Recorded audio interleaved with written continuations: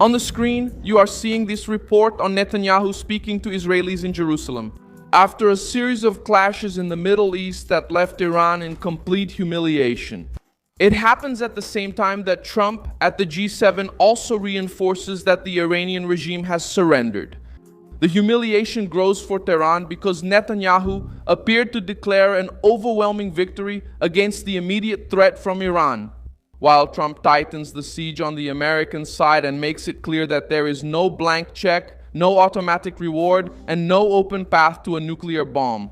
Netanyahu spoke of an existential risk, said that Israel and its American allies have pushed away a threat of annihilation, and warned that the fight is not over yet. Trump, on the other hand, treated the provisional agreement as a break on the Iranian nuclear program and put the pressure on the regime's behavior. Israel is on the regional front line, the United States is leading the global pressure, and Iran is trying to survive politically. After seeing his narrative of strength turn into a sign of weakness before the world, what really happened at this Netanyahu press conference? Why does this statement expose a heavy defeat for Iran? I'll tell you all about it in a moment. If you like this kind of straightforward and no-nonsense content, consider subscribing, because here we have videos like this every day. Netanyahu appeared at a press conference in Jerusalem on the night of June 15 and spoke to a population that had lived through months of tension, attacks, warnings, and uncertainty. He said that Israel, together with its American friends, has removed the immediate threat of a nuclear Iran for years. The Israeli Prime Minister stated that the goal was to prevent the Tehran regime from obtaining a weapon capable of putting Israel's existence at risk, obtaining it. He used strong language, spoke of mortal danger for Israelis, and he tried to show that the war was not just a military response, but an action to prevent a greater disaster. These remarks didn't come at just any moment. They came after a provisional agreement between the United States and Iran became the focus of international news. Trump defended this memorandum at the G7 in France, saying that the point that really matters is to prevent Iran from having a nuclear weapon. According to Reuters, Trump stated that the agreement makes this clear and also warned that the Iranian regime would face severe consequences if it insisted on this path. That's where the interpretation changes completely. Iran tried to portray itself as defiant, but ended up at a table where the main topics are limits, oversight, and pressure. Netanyahu did not speak as someone treating Iran as an untouchable power. He spoke as the leader of a nation that decided not to wait for the worst to happen. According to the Jerusalem Post, he stated that with or without an agreement, Iran will not have nuclear weapons, neither today nor tomorrow. That sentence is at the center of the Israeli reaction. Israel is not saying it will sit idly by just because there are negotiations. Israel is saying that negotiations do not replace security, do not erase the threat, and do not give the Iranian regime a free pass to keep playing games. Over time, Trump acts on another front. The American president doesn't need to repeat Netanyahu's speech to be in the same political war against Iran. He uses the weight of the United States. Before this diplomatic breakthrough, Trump had already said he wasn't talking about easing sanctions or giving money to Iran just because of talks. News related to the agreement shows that the memorandum opens a 60-day window for technical negotiations. These talks are expected to address Iran's enriched uranium and possible changes to the sanctions. But the pressure remains as the agreement doesn't resolve everything and starts a phase of accountability. It's precisely at this point that Trump tries to differentiate his position from the 2015 agreement made during the Obama era. Trump says that agreement paved the way for Iran to move forward, while the new model needs to work as a barrier against a nuclear bomb.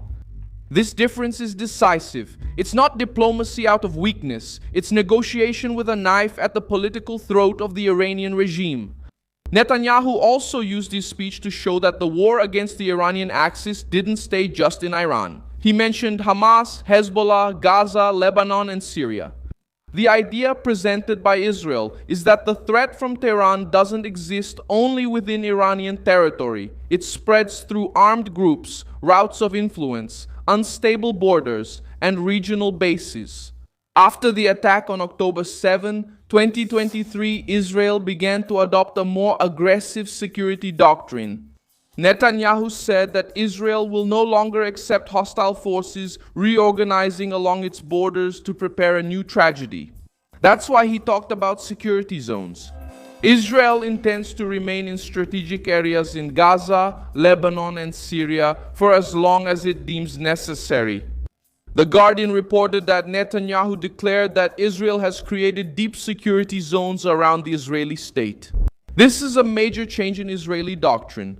Previously, the discussion was mostly about responding after the attack.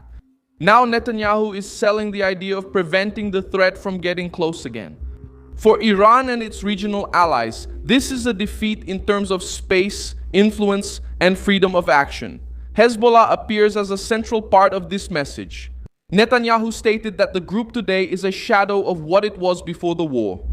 The political goal of this statement is to show that the armed wing, supported by Iran, has lost strength, lost its ability to intimidate, and can no longer present itself as a barrier against Israel.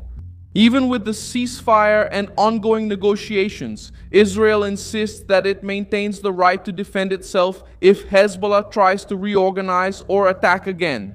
This puts pressure on Tehran because Iran has always used these groups as an extension of its regional power. Hamas also came up in Netanyahu's speech as part of the same threat network. Iran wants to appear as a leader of resistance in the Middle East. But the effect of the latest operations was different. Its allies became more exposed, its roots came under more pressure, and its image of invincibility took a hit. The humiliation grows because the regime's rhetoric of strength clashes with the reality of military, diplomatic, and economic siege. Netanyahu also brought an important fact about the Israeli military industry. Israel approved a plan of 350 billion shekels over the next decade to develop a more independent munitions industry. It means that Israel has learned, amid embargoes, pressures, and international threats, that it needs to produce more of its own arsenal. For Tehran, the message is bad. Israel wants less vulnerability, more self-sufficiency, and faster response capability. This decision also fits the global environment. In recent years, several nations have tried to pressure Israel through restrictions, embargoes, or diplomatic threats. Netanyahu uses this experience to argue that Israeli security cannot be held hostage to the changing moods of foreign governments. The idea is simple for his audience. Israel needs allies, but it also needs autonomy, and when that autonomy grows, Iran loses an old bet, which was to wait for Israel's political wear and tear to buy time. The background helps to understand why Trump and Netanyahu focus so much on the nuclear issue. In 2015, the agreement, signed during the Obama era, became a symbol of concession for many conservative critics. Trump withdrew the United States from that agreement during his first term because he said it did not address Iran's missile program and regional influence. Now, by treating the new memorandum as a barrier, he is trying to show that the old mistake will not be repeated. For the American right and for Israel's allies, the goal is not just to sign a piece of paper. The goal is to prevent Iran from using that paper to buy time. Other nations have already faced this dilemma with aggressive regimes when an authoritarian power senses hesitation. It usually tests limits. Russia tested limits in Ukraine, and China tests limits in the Indo-Pacific. North Korea uses the nuclear threat as a blackmail tool. For decades, Iran has tried to use the same logic in the Middle East, pressuring energy routes, arming allies, negotiating under threat, and then blaming the West for the crisis. The difference now is that Trump has turned negotiation into Iranian humiliation, while Netanyahu shows that Israel will no longer remain passive near its borders. I am Milson Alves, an international affairs specialist, and my purpose is to keep you well informed with the truth every day. The news links are in the video description. Leave a like on this video, subscribe to the channel, and at the end check out the comments so you can be even more engaged with the community. Milson Alves.